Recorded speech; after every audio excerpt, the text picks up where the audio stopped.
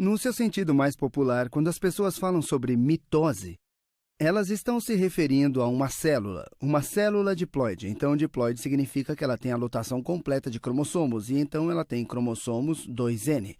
Este é o núcleo.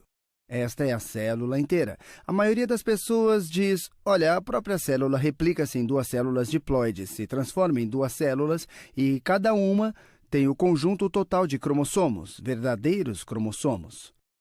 Quando as pessoas dizem que uma célula passou por mitose, normalmente significa isso, mas eu quero fazer um ligeiro esclarecimento, pois mitose refere-se apenas ao processo de replicação de material genético e do núcleo. Se eu fosse desenhar isso, deixa eu desenhar a célula, que agora tem dois núcleos, cada um com o número diploide de cromossomos. Essa célula passou por mitose. Ela não passou por citocinese, que vamos falar em alguns momentos, daqui a pouco. Esse é o processo do citoplasma da célula sendo dividido em duas células diferentes. Então, para maior esclarecimento, o citoplasma é todo o material fora do núcleo. Fora do núcleo. Citoplasma. Eu vou falar sobre isso em um segundo, mas sabemos que no uso diário, e esse é normalmente o caso quando as pessoas falam de mitose, mas se você tem um professor que gosta de chegar a uma tecnicalidade, tecnicamente isso é o que é mitose, é a divisão do núcleo ou a replicação do núcleo em dois núcleos separados. É normalmente acompanhada pela citocinese, onde, na verdade, o citoplasma das células é separado. Agora, vamos entrar na mecânica da mitose. Os primeiros passos, que são necessários para a mitose, e, na verdade, ocorrem fora dela, quando a célula está apenas fazendo sua vida cotidiana, é durante a interfase. E a interfase realmente não é uma fase da mitose. É quando a célula apenas está vivendo. Digamos que temos uma célula nova. Deixa eu fazer essa célula em verde. Aqui uma nova célula. Talvez esse seja o seu núcleo. Tem cromossomos 2N e, em seguida, cresce. Ela importa nutrientes do exterior, constrói proteínas e faz tudo. Então, ela cresce um pouquinho. Obviamente, tem seu conjunto cromossômico completo. Em algum momento, durante esse ciclo de vida, e eu vou rotulá-las para essa fase na interfase, e isso pode até não ser coberto em algumas aulas de biologia, as pessoas lhe deram um nome, chamam de G1, que é realmente apenas quando a célula está crescendo. Apenas está crescendo, acumulando materiais e se construindo. Depois, na verdade, replica seus cromossomos atuais. Ela continua tendo um número diploide de cromossomos. Então, deixa eu ampliar isso aqui. Esta é a chamada fase S da interfase. Então, esta é a S. É nesta fase onde vocês têm a replicação dos cromossomos atuais. Mais uma vez, não estamos ainda na real mitose. Em S, ela tem a replicação dos seus cromossomos. Portanto, se eu fosse ampliar o núcleo durante a fase S, se eu fosse começar com qualquer organismo que tem 2 cromossomos, vamos dizer que no início da fase S, e eu vou desenhar esses cromossomos, apenas para deixar claro que eles estão sendo replicados. Então, existe aqui esse cromossomo, e em seguida, digamos que tem esse cromossomo aqui. Enquanto a fase S se completa, os cromossomos replicam. E eu estou apenas desenhando o núcleo. Eu tenho ampliado apenas nessa parte bem aqui, onde N é 1, onde nosso conjunto diploide completo são 2 cromossomos. Durante a fase S, nossos cromossomos serão replicados e, então, este verde será completamente replicado e irá produzir uma cópia de si mesmo. Aprendemos um pouco sobre isso. Eles estão ligados pelo centrômero. Agora, cada uma dessas cópias é chamada de cromátides. E esse vermelho irá fazer a mesma coisa. Mesmo que tenhamos 2 cromátides, uma para cada cromossomo, agora temos 4 cromátides, 2 para cada cromossomo. E ainda temos apenas 2 cromossomos. Estes são seus centrômeros. Isto ocorre na fase S. E, em seguida, a célula irá apenas continuar a crescer mais. Então, a célula já está grande, Vou focar sobre a célula novamente. A célula já era grande e fica maior ainda. Ela se torna maior. E isto é durante a fase G2, portanto, ela está apenas crescendo mais. Agora, há outra pequena parte da célula, sobre a qual ainda não falamos, mas eu vou falar um pouco sobre isso. Não é extremamente importante, mas é a ideia desses centrossomos. Vão ser muito importantes mais tarde quando as células estiverem se dividindo e também se duplicando. Então, tem um pequeno centrossomo aqui. Tem centríolos dentro dele. Você não precisa se preocupar muito com isso, mas eles são essas pequenas coisas que parecem cilindros. Eu quero apenas que vocês não fiquem confusos se virem as palavras centríolo e centrossomo, que não deve ser confundida com centrômeros, que são esses pequenos pontos onde as duas cromátides unem-se. Muitas coisas nesse processo têm nomes parecidos, ou muitas das partes das células nomes muito similares, mas você tem essas coisas chamadas centrossomos que vão brevemente entrar em cena e que estão situados fora do núcleo e também se replicam. Também se replicam durante a interfase. Então, se havia um antes, agora você tem dois deles. E, claro, cada um tem seus dois pequenos centríolos no interior, mas nós não vamos focar muito nisso ainda. Então, isso é o que aconteceu na interfase. Essa é a maior parte da vida da célula e ela está crescendo e fazendo o que ela quer. Na verdade, eu vou fazer uma breve retificação aqui. Quando eu desenhei o DNA, eu desenhei com cromossomos. Na verdade, quando estamos na interfase, isso não tem a aparência que o DNA, na verdade, apresenta. O DNA, se eu fosse realmente desenhá-lo, ele estria em sua forma de cromatina. Não é todo enrolado como eu desenhei aqui. Desenhei muito enrolado para que vocês possam ver que ele tem replicado, mas a realidade é que esse cromossomo verde seria realmente todo desenrolado e se você estivesse olhando no microscópio, ainda teria problemas para vê-lo. Esta é sua forma de cromatina. Vamos falar um pouco sobre onde a cromatina se organiza de volta para ser um cromossomo. Na sua forma de cromatina, é apenas um monte de DNA e proteínas onde o DNA está um pouco enrolado. Então, vai encontrar algumas proteínas aqui, em torno das quais o DNA está enrolado. Mas se vocês estiverem olhando no microscópio, apenas verão um grande borrão de DNA e proteínas. Mesma coisa para a molécula púrpura. Realmente, para o DNA fazer qualquer coisa, ele tem que estar como este, tem que estar aberto ao seu ambiente para que o RNAM e os diferentes tipos de proteínas auxiliares possam funcionar com ele. E para que o DNA seja capaz de replicar, tem que ser desenrolado assim para que ele funcione. Ele só fica todo enrolado como este mais tarde. Eu apenas o desenhei assim. Ele tem um verde e ele vai replicar para formar outro verde e estão indo para serem unidos em algum momento. Esse de cor púrpura vai replicar para formar outro de cor púrpura e eles vão ser unidos em algum momento, mas eu não estou sendo claro. Eu só desenhei dessa forma para mostrar que isso realmente aconteceu. É na sua forma de cromatina. Cromatina. Agora, estamos prontos para a mitose. Assim, a primeira fase da mitose é o que vou desenhar. Então, eu vou desenhar a célula em verde. Vou desenhar o núcleo muito maior do que normalmente é em relação à célula, apenas porque, pelo menos agora, muita atividade vai ocorrer aqui. Então, a primeira fase da mitose é a prófase. Prófase. Prófase. Esses nomes atribuídos foram bastante arbitrários. As pessoas olhavam no microscópio, isso é uma etapa que sempre vemos quando o núcleo está se dividindo, vamos chamá-la de prófase. O que acontece na prófase é que a atual cromatina começa realmente se transformando nesse tipo de forma. Como eu disse, quando estamos na interfase, o DNA está nesta forma, onde é tudo separado e desenrolado. Ele começa a enrolar, então isso é onde você realmente tem a condensação da cromatina. Os cromossomos já estão replicados. A replicação aconteceu antes do início da mitose. Eu tinha esse cromossomo lá, e em seguida eu tenho o outro aqui. Ele tem duas cromátides irmãs que nós veremos que logo se separam. Agora, durante a prófase, vocês também começam a ter o aparecimento desses centrômeros que eu mencionei antes.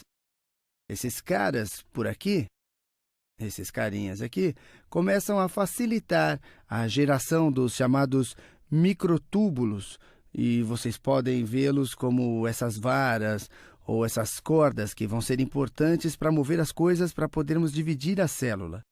Tudo isso é bastante surpreendente. Quando você pensa numa célula, você pensa em algo que é bastante simples, é a estrutura viva mais básica em nós ou na vida.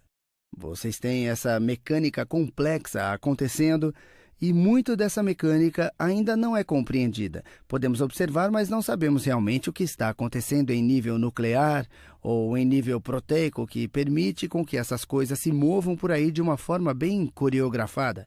Ainda é uma área de pesquisa. Parte disso é entendida, parte não. Mas você tem esses dois centrosomos e eles facilitam o desenvolvimento desses microtúbulos que são literalmente como essas pequenas microestruturas. Você pode vê-los como tubos ou como algum tipo de corda. Com a progressão da prófase, a célula chega ao ponto onde o envoltório nuclear desaparece. Eu não quero essa palavra replicação escrita aqui, confunde um pouco. Deixa eu apagar isso. Deixa eu me livrar dessa replicação. Com a progressão da prófase, o invólucro envoltório nuclear realmente desaparece. Deixa eu redesenhar isso. Vou copiar e colar o que eu já fiz. Vamos colocá-lo aqui. Com a progressão da prófase, o invólucro envoltório nuclear realmente começa a desmanchar. Ele começa realmente a dissolver e desmanchar, e essas coisas começam a crescer e se unir ao centrômero. Então, deixa eu fazer isso aqui. Tudo isso ocorre durante a prófase. Tudo isso acontece durante a prófase. Nessa última parte da prófase, às vezes chamada de prófase final, e às vezes vai ser chamada de prometafase. Acho que é assim que se escreve. Eu não acho que há um hífen realmente aqui. Prometafase. Às vezes é realmente considerada uma fase separada da mitose. Embora quando eu aprendi isso na escola, eles não se incomodavam com a prometafase, chamavam tudo de prófase. Mas, no final da prófase, ou, na verdade, no final da prometafase, dependendo de como vocês querem vê-la, toda a situação vai ter algo como isto. As suas células globais. O invólucro envoltório nuclear foi desmanchado, então, até certo ponto, ele não existe mais, embora as proteínas que se formaram ainda estejam lá. Elas só vão ser usadas mais tarde. E tem seus dois cromossomos nesse caso. No caso de um ser humano, vocês teriam 46 cromossomos. Tem seus dois cromossomos, cada um com a cromátide irmã, cada um feito com duas cromátides irmãs. Dois cromossomos, tem naturalmente seus centrômeros lá, e em seguida, esses centrossomos vão ter migrado para os lados opostos do que já foi um núcleo. E eles se afastam. Os microtúbulos, eles estão realmente desempenhando duas funções. Nesse momento, eles vão empurrar esses dois centrossomos separados assim. Você tem tudo isso se conectando. Alguns deles são provenientes desse centrossomo, outros desse centrossomo, e alguns estão conectando os dois. Em seguida, alguns desses microtúbulos, esses tubos ou essas cordas, a forma que você quiser visualizá-las, unem-se aos centrômeros dos cromossomos atuais e essa estrutura proteica que é chamada de cinetócoro. Portanto, há o cinetócoro lá e o que pode ou não ser cinetócoro. É uma estrutura proteica. É realmente fascinante. Ainda é um espaço aberto de pesquisa sobre como exatamente os microtúbulos aderiram ao cinetócoro. E como veremos já já, é no cinetócoro que os microtúbulos começam a puxar as duas cromátides irmãs, separando-as e, na verdade, separa mesmo. Na verdade, não se compreende exatamente como isso funciona. Apenas foi observado que isso realmente acontece. Uma vez realizada a prófase, deve-se apenas se certificar de que as células estão com os cromossomos bem alinhados. Eu os desenhei bem alinhados aqui, mas isso ocorre formalmente apenas durante a metáfase, que é a próxima fase. A primeira foi a prófase, agora estamos em metáfase. E metáfase é realmente apenas um alinhamento de cromossomos, então todos os cromossomos vão estar alinhados no centro da célula. Eu tenho o meu de cor púrpura aqui, tenho aqui o meu de cor púrpura e tenho o meu outro aqui, meu verde lá. E, é claro, existem os centrossomos e os microfilamentos que estão saindo deles. Alguns deles são microfilamentos cinetócoros que estão realmente ligados aos centrômeros dos cromossomos atuais. Eu sei, é meio confuso, não é? Os centrossomos são essas estruturas que ajudam a direcionar o que acontece com esses microtúbulos. Centríolos são essas pequenas estruturas em forma de lata dentro dos centrossomos. E o centrômero são os pontos centrais onde as duas cromátides são ligadas umas às outras dentro de um cromossomo. Então, essa é uma cromátide irmã e essa é outra cromátide irmã, e elas unem-se pelo centrômero. Mas isso é metáfase. É bastante fácil. Na metáfase, você apenas tem esse alinhamento das células. E existem realmente algumas teorias de como que a célula vai progredir a partir desse ponto. Como ela sabe que tudo é alinhado e ligado? E em seguida, existem algumas teorias em que há realmente algum mecanismo de sinalização, pois se uma dessas proteínas cinetócoros não está corretamente ligada a uma dessas cordas, algo envia um sinal de que a mitose não deve continuar. Portanto, esse é um processo muito complicado. Vocês podem imaginar, se vocês têm 46 cromossomos e vocês têm todas essas coisas acontecendo na célula, e isso não é como se houvessem algumas coisas individuais empurrando ou algum computador aqui. Isso é realmente direcionado pela química e por processos termodinâmicos. Mas, independentemente da complexidade e da elegância de como essas coisas são, isso acontece espontaneamente com todos pela fiscalização e equilíbrio, de modo que, na maior parte do tempo, nada de ruim acontece. É impressionante. Após a metáfase, estamos prontos para levar as coisas para longe. Isso é a anáfase. Então, na anáfase, um minuto... Eu mudei a cor da minha célula. Eles ficam separados. E assim eles ficam separados. Estão sendo arrancados. Eu vou deixar em verde. Então, um da irmã. Não, isso não é verde. Uma cromátide irmã está sendo puxada nesse sentido. Uma está sendo puxada nesse sentido. E o mesmo é verdadeiro para os de cor púrpura. Um foi atraído num sentido e o outro atraído no outro. E claro, eles têm seus centrossomos aqui e estão conectados aos cinetócoros que estão lá, e é por aí que eles estão sendo puxados. Há também toda uma estrutura de microtúbulos que não está conectada ao atual cromossomo, mas está ajudando a empurrar para longe os dois centrossomos para que tudo vá para lados opostos da célula. E assim, logo que essas duas cromátides são separadas, e eu toquei nisso quando anteriormente falamos sobre o vocabulário do DNA, em seguida, assim que isso acontece, cada um desses é denominado cromossomo. Agora vocês podem dizer que a célula tem o que costumava ter aqui. Ela tem 2 cromossomos, agora tem 4 cromossomos. Porque logo que uma cromátide já não está ligada à sua cromátide irmã, são, então, considerados cromossomos irmãos, que é apenas uma convenção de nomenclatura. Quer dizer, estavam lá antes e estavam lá depois, antes só foram ligados. Agora eles não estão ligados, então vocês os consideram sua própria realidade individual. E em seguida, estamos quase terminando. A última etapa é telófase. Eu vou desenhar a célula um pouco diferente aqui, porque algo está acontecendo simultaneamente com a telófase na maioria das vezes. No caso da telófase, eu vou girar a célula 90 graus.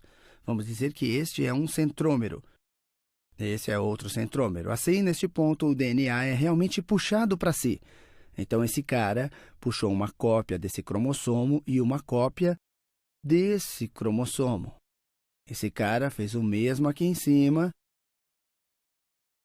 Ele encosta numa cópia de cada. Eu usei uma cor diferente, uma cópia de cada cromossomo assim mesmo. Deixa eu desenhar esse aqui desse jeito. Agora, as membranas nucleares começam a ser formadas em torno de cada uma dessas duas extremidades. Agora, vocês começam tendo uma membrana nuclear em torno de cada uma dessas duas extremidades. E assim até o final da telófase, que é a fase que estamos abordando, e vamos concluir a mitose. Teremos completamente replicado os nossos 2 núcleos originais e todo o conteúdo genético dentro do mesmo. Ao mesmo tempo em que a telófase está acontecendo, vocês também normalmente têm essa citocinese, onde há a clivagem em formas de sulcos e ocorre essencialmente na telófase.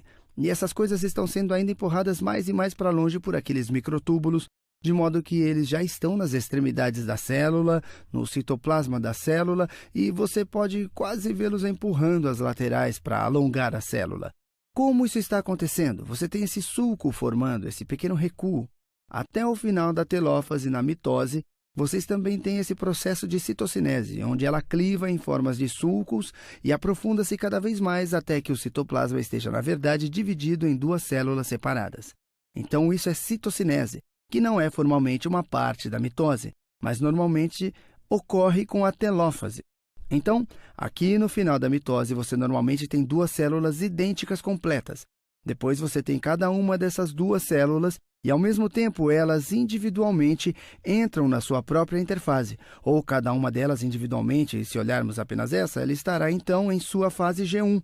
Em algum momento, essas duas coisas estão indo se replicar, e esta é a fase S, e vocês vão para a fase G2, e em seguida esse cara vai experimentar a mitose de novo.